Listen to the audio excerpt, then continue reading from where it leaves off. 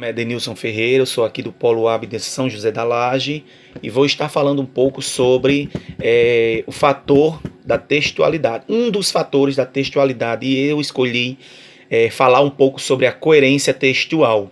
Primeiro ponto, a gente tem que entender o que é uma textualidade, né? A textualidade nada mais é do que um conjunto de características necessárias que têm o objetivo de comunicar.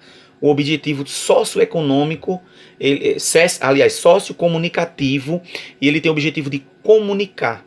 Então, se faz necessário a gente entender que, para se comunicar, a gente precisa de uma série de conjuntos que se entrelaçam, né? Falando tanto da linguagem, quanto da escrita, quanto do entender. E a coerência, que eu escolhi falar um pouco sobre ela, está baseado nisso, está dentro do que eu vou falar aqui. Então, ela pode ser entendida como uma lógica, ou seja, no sentido de diversas ideias apresentadas.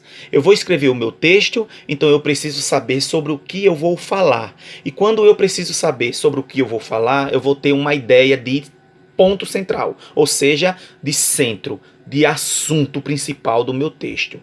Tema. Quando eu tenho um tema a desenvolver no meu texto, eu estou visando ideias sobre o que eu vou falar neste texto através desse ponto central. Não é o título, é o tema, é o assunto principal do meu texto.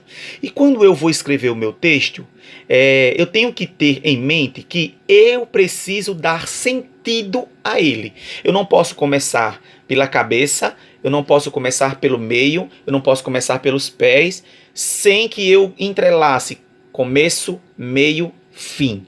Eu tenho que dar sentido ao meu texto neste caso. Então, eu começo escrevendo o meu texto e dando sentido, ligando os pontos, né? Quanto mais sentido o meu texto tiver, mais prazer o leitor vai ter de saborear o que eu escrevi ou de compreender, entender o que eu passei ou quis transpassar através do meu texto. Nesse texto nós temos aqui uma relação, deve ser obedecido os seguintes princípios. O primeiro princípio do meu texto. O que é princípio? É aquilo que eu não posso faltar. O princípio da relevância. O segundo princípio é o da não contradição.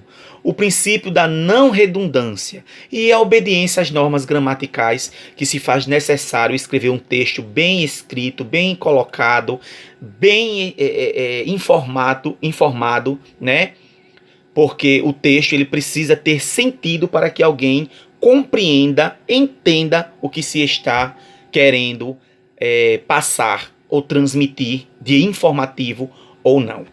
Tenham uma boa noite.